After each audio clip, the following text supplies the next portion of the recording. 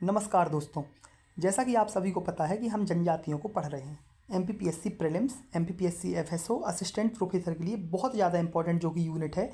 Unit 10 हमारे prelims में है, यूनिट 10 हमारे प्रीलिम्स में है।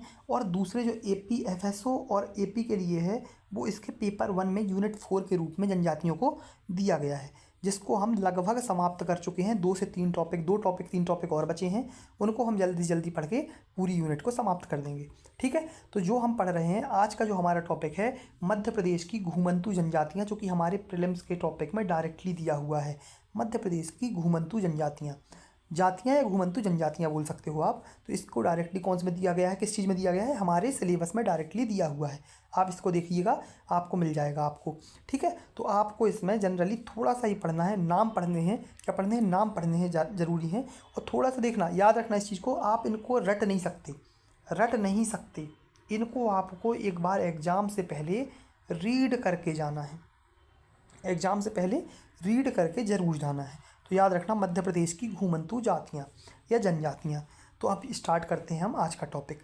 आपको यहाँ पे देखने को मिल रहा है कि विमुक्त जाति दिवस ज़रूर याद रखना है कि भैया 31 अगस्त को विमुक्त जाति दिवस मनाया जाता है। मध्य प्रदेश की घुमंतू एवं विमुक्त जनजातियाँ ही हम ये टॉपिक पढ़ रहे हैं।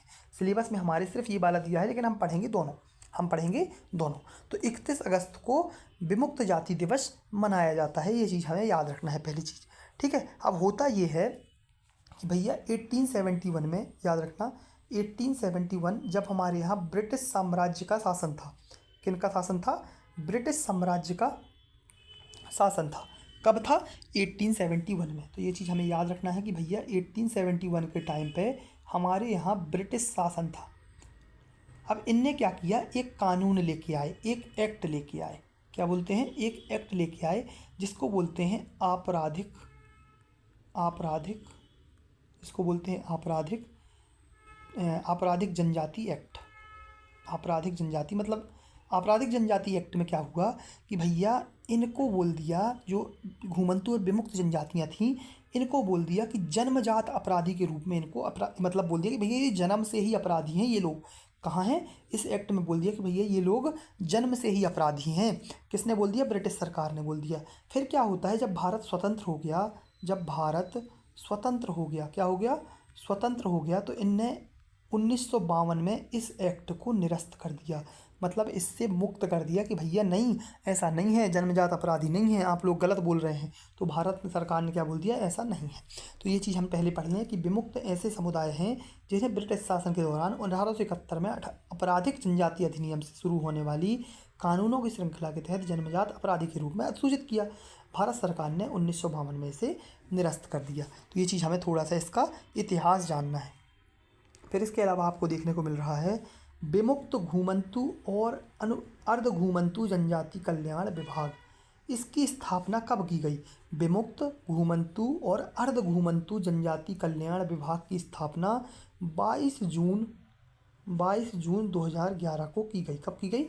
22 जून 2011 को की गई। इसका हेडक्वार्टर कहाँ है भैया? तो भोपाल में है। कहाँ है? भोपाल में है। ये चीज़ हमें याद रखना है। ठीक है, तो याद रखना, विमुक्त, घुमंतू और अर्ध घुमंतू जनजाति कल्याण विभाग का गठन 22 जून 2011 को भोपाल में श्यामला हिल्स में किया गया। ये चीज़ हमें थोड़ा सा याद रखना है। मध्य प्रदेश में टोटल 51 जातियाँ हैं जिनको विमुक्त, घुमंतू और अर्ध घुमक्कड़ जनजाति में सम्मिलित किया गया है। कितने? टोटल 51 जनजातियाँ हैं। टोटल 51 जनजातियाँ हैं जिनको विमुक्त और घुमक्कड़ या अर्ध घुमक्कड़ जनजाति में शामिल किया गया है। तो आपसे क्वेश्चन पूछेगा कि भैया मध्य प्रदेश में टोटल विमुक्त और घुमक्कड़ और अर्ध घुमक्कड़ जनजाति कितनी है? तो याद रखना है 51 जनजातियाँ ऐसी हैं जिसको इसमें सम्मिलित किया गया है। इनकी प्रमुख समस्या जो देखने को मिलती है हमें, वो शैक्षणिक पिछड़ापन, आर्थिक रूप से कमज़ोर या स्थायी निवास ना होना। 3 चीज़ इनकी मुख्य समस्याएं हैं। जैसे शैक्षणिक मतलब शिक्षा प्राप्त नहीं है इनको, थोड़ी पिछड़े हैं। आर्थिक रूप से समानता नहीं है, विपन्नता है मतलब समानता नहीं है, मतलब पैसे नहीं हैं इनके पास, और इनके पास कोई भी एक स्थायी निवास नहीं है, कोई भी एक एरिया नहीं है। तो ये इनकी प्रमुख समस्या देखने को मिलती है। मैंने बताया कि 51 जनजातियाँ टोटल हैं, जिसमें से 21 तो विमुक्त हैं और 30 घुमक्कड़ और अर्ध घुमक्कड़ हैं। याद रखना 21 विमुक्त हैं और 30 घुमक्कड़ और अर्ध घुमक्कड़ हैं। तो हमें याद रखना है 21 विमुक्त, 30 घुमक्कड़ और अर्ध घुमक्कड़। तो ये हमें याद रखना है, 51 में से ये है। बाकी हमें ये याद नहीं रखना है, कोई ज़रूरत नहीं है इसको याद रखने की।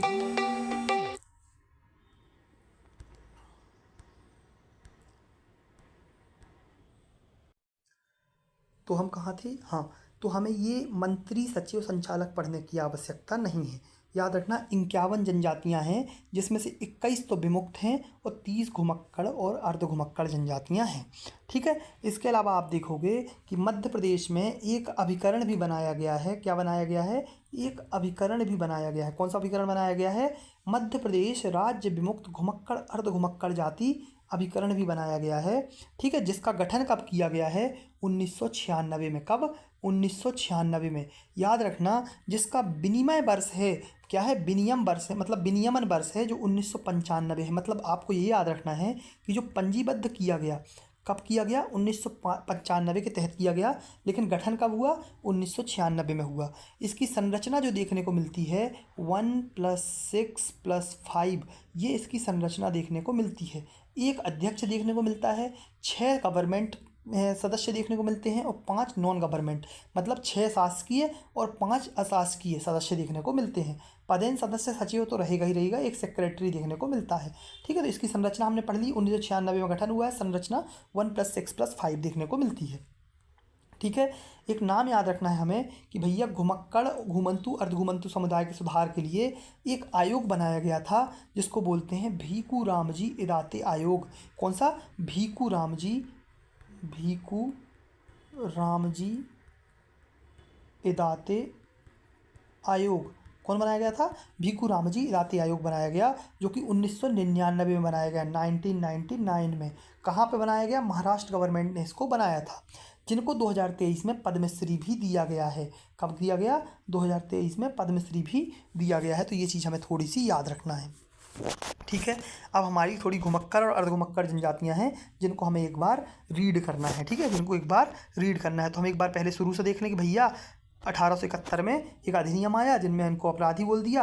1952 में इसको हटा दिया। 22 जून 2011 को विभाग का स्थापना कर दी, जहाँ भोपाल में। टोटल 51 है, 21 और 30। ठीक है, 1996 में एक अभिकरण बना दिया। संरचना 1+6+5 है, ये हमें याद रखना है। एक 1999 में भीकू रामजी इदाते आयोग बन गया, जिसमें किसके लिए? इन समुदाय के सुधार के लिए बनाया गया था। महाराष्ट्र सरकार ने बनाया था। 2023 में इनको पद्मश्री दिया गया। ठीक है, अब नेक्स्ट आपको जो देखने को मिलता है यहाँ, घुमक्कड़ और विमुक्त जातियों के बारे में थोड़ा सा हमें पढ़ना है, जो इम्पोर्टेंट देखो। पिछले जो हमने जनजातियाँ पढ़ी हुई हैं, उसमें भी कुछ नाम ऐसे आएंगे जो हम पढ़ चुके हैं पहले। क्या पढ़ चुके हैं? जैसे हम आपको यहाँ देखने को मिलेगा पारधी मिलेगा, बंजारा मिलेगा, ये जनजातियाँ हम पढ़ चुके हैं। इसके अलावा जो होंगी वो हम इसमें पढ़ेंगे। ठीक है, तो पहले हम देख लेते हैं घुमक्कड़ जातियाँ कौन कौन सी हैं। कौन कौन सी घुमक्कड़ जातियाँ? याद रखना, सिर्फ रीड करना है, याद नहीं कर सकते आप, सिर्फ रीड करना है। कुछ इंपॉर्टेंट जनजातियाँ हैं जिनको आप थोड़ा सा याद रखना। तो याद कैसे मतलब एक बार रीड भी कैसे करना है ये भी देख लो। पहले तो आप बाल्दिया बछुबेलिया पढ़ लोगे। क्या पढ़ लोगे? बाल्दिया बछुबेलिया, भात भंतु देसर, बाल्दिया बछुबेलिया, भात भंतु देसर। तो आपने क्या पढ़ लिया? बाल्दिया बाल्दिया बछुबेलिया, भात और भंतु, बाल्दिया बछुबेलिया, भात और भंतु। तो ये हमने 4 पढ़ लिए। ठीक है, ये हमने 4 पढ़ लिए। आप इसके अलावा आपको देखने को मिलेगा देसर, दुर्गा मुरई, मतलब दुर्गी मुर्गा, ऐसे याद रखो, दुर्गी मुर्गा और देसर, दुर्गी मुर्गा देसर। घिसाड़ी गोंधाली ईरानी, मतलब ऐसा लग रहा है जैसे भाषाएं हैं तीनों, घिसाड़ी गोंधाली और ईरानी। बाकी जोगी जोशी याद रख लोगे आप। जोगी जोशी किस में आते हैं? घुमंतु में। जोगी कनफटावा की, यहाँ जोगी याद रखना, पूरे नाम याद नहीं रखना है। ठीक है, पूरे नाम याद नहीं रखना है। बाकी आपको यहाँ और कौन देखने को मिलेगा? काशी कापड़ी, कलंदर नागफड़ा, कामद, करोला, कसाई। का से याद रखो, का से कौन सा? काशी कापड़ी, कलंदर नागफड़ा, कामद, करोला, कसाई, काशी कापड़ी, कलंदर नागफड़ा। कैसे याद रखोगे? काशी कापड़ी, कलंदर नागफड़ा, कामद, करोला, कसाई, काशी कापड़ी, कलंदर नागफड़ा। एक बार आप यहाँ पर रीड भी करके पेपर में चले जाओगे तो आप टिक करके आ जाओगे, क्योंकि आपसे पूछेगा कौन सी जनजाति घुमंतु जनजाति नहीं है, ऐसे क्वेश्चन पूछेगा। तो आपको क्लियर टिक हो जाएगा एकदम बेहतरीन ढंग से, तो कोई आवश्यकता याद करने के लिए बस रीड करना है, ठीक है। कसाई तक आ गए अपन। फिर लोहार पिट्टा, जिसको हम गड़दिया बोलते हैं, लोहार बोलते हैं, हमारे यहाँ गड़दिया बोलते हैं, गड़िया लोहार बोलते हैं बघेलखंड में, गड़िया लोहार। फिर याद रखना लोहार पिट्टा, नायगढ़ा सिगलीगार सिरंगी वाला, नायगढ़ा सिगलीगार और सिरंगी वाला, नायगढ़ा सिगलीगार और सिरंगी वाला। याद रखना सुदगुद सिद्धन बनियंधर और राजगौड़ गद्दीज। याद रखना सुदगुद सिद्धन गद्दीज, सुदगुद सिद्धन गद्दीज और बंदियर, ठीक है। बनियंधर, बनियंधर, सुदगुद सिद्धन और गद्दीज, ठीक है। तो ये हो गई कुछ हमारी जनजातियाँ। इसके अलावा और कौन सी हैं आप याद रख लोगे, रिभारी गोलर गोसाई, रिभारी गोलर गोसाई, मतलब गोलर गोलम याद रखना है, गोलर गोलम गोसाई, गोलर गोलम गोसाई, ठीक है। भराड़ी हरदास, भराड़ी हरबोला, थोड़ा सा हमें ये भराड़ी हरदास और भराड़ी हरबोला याद रखना है। भराड़ी हरबोला इसलिए याद रखना है, भराड़ी हरबोला जो होते हैं जनरली याद रखना अहीर लोग होते हैं या यादव लोग होते हैं, यादव प्रजाति की है ये, ठीक है। ये काम क्या करते हैं, भिक्षावृत्ति करते हैं। क्या करते हैं, भिक्षावृत्ति करते हैं। क्या करते हैं, भिक्षावृत्ति करते हैं। जनरली ये निमाड़ वाले एरिया में देखने को मिलती है। क्या करती हैं, निमाड़ वाले एरिया में देखने को मिलता है। ये तंबूरा नामक, तंबूरा या श्रवण तुला वाद्य यंत्र भी बजाते हैं। मतलब आपको याद ये रखना है कि आप देखते हैं कभी कभी कि सुबह सुबह हरबोले आते हैं, बजाते हैं, तो वाद्य यंत्र बजाते हुए आते हैं। निमाड़ पैसे लेके ही जाते हैं बगल अपने उसमें, उससे तो याद रखना भराड़ी हरबोला निमाड़ क्षेत्र में भिक्षावृत्ति करते हैं, वाद्य यंत्र बजाते हैं। इसके अलावा हेजरा और धनगर, धनगर जरूर याद रखना है कि एक ये चरवाहा जनजाति है।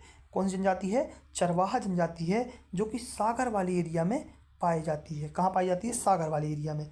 खंडोबा नामक देवता होते हैं इनके, जिनकी ये पूजा करती है। तो ये याद रखना है, धनगर, चरवाहा जनजाति, सागर क्षेत्र, देवता खंडोबा। तो कैसे हमने पढ़ लिए भैया पूरे, बाल्दिया बछवेरिया, भात भंतु देसर दुर्गी मुर्गी, घिसाड़ी गुंदाली ईरानी, जोगी जोशी याद रख लेना है। फिर इसके अलावा काका वाले याद रखना है। काका वाले कैसे याद रखोगे भैया, काशी कापड़ी कलंदर नागफड़ा कामत करोला कसाई, लोहार पिट्टा नायगढ़ा सिकलगढ़ सुद्धन और बनियंधर और गद्दीज, बनियंधर और गद्दीज। बाकी और क्या है भैया, और देख लीजिए अपन ने रिभारी गोलर गोलम गोसाई, रिभारी गोलर गोलम गोसाई, भराली हरदास, भराड़ी हरबोला, हेजरा और धनगढ़ या हेजरा और धनगढ़। इसके बारे में हमने थोड़ा थोड़ा पढ़ लिया। बाकी लोहार पिट्टा के बारे में थोड़ा सा पढ़ लो। लोहार पिट्टा या गड़िया लोहार बोलते हैं, जो बघेलखंड में हम गड़िया लोहार बोलते हैं, ये पन्ना सतना सागर वाले एरिया में देखने को मिलती है। पन्ना सतना मतलब मध्य प्रदेश की, हम मैप बना के बताते हैं भैया। मैप बनाओगे जब ऐसे आप, तो आपको इस वाले एरिया में देखने को मिलती है। कौन सी, लोहार पिट्टा या गड़िया लोहार। तो पन्ना, सतना, सागर यहाँ पे थोड़ा सा मिल जाएगा, और छतरपुर, ये वाले एरिया में आपको ये देखने को मिलती है। ये जनरली राजस्थानी परिवेश पहनती है और दूध बेचकर विवाह का करने का प्रचलन देखने को इसमें मिलता है। तो हमें ये चीज़ थोड़ा सा याद रखना है। तो ये हमारी हो गई पूरी घुमंतु जनजातियाँ, थोड़ा सा आप इनको रीड कर लोगे। नेक्स्ट आप देखोगे विमुक्त जातियाँ, कौन कौन सी विमुक्त जातियाँ यहाँ पे आप थोड़ी सी देखोगे। विमुक्त जातियाँ टोटल कितनी हैं, 21 हैं, टोटल 21 हैं। इंपॉर्टेंट कुछ हैं, लेकिन नाम जरूर एक बार आपको रीड कर लेना है। देखो इनमें अपन ने पढ़ कौन कौन सी ली हैं, आपने बंजारा पढ़ ली है भैया, बंजारा पढ़ ली है, आपने पारधी पढ़ ली है भैया, पारधी पढ़ ली है। इसके अलावा और कौन सी पढ़ी है, और कोई पढ़ी है क्या इसके अलावा, और कोई नहीं पढ़ी है, 2 तो इसमें अपन पढ़ चुके हैं, ठीक है। अब पढ़ना है नेक्स्ट, आपको नेक्स्ट देखने को मिल रही है कंजर, बहुत इंपॉर्टेंट है कंजर जनजाति। क्या है, बहुत ज़्यादा इंपॉर्टेंट है कंजर जनजाति। कौन सी, कंजर जनजाति।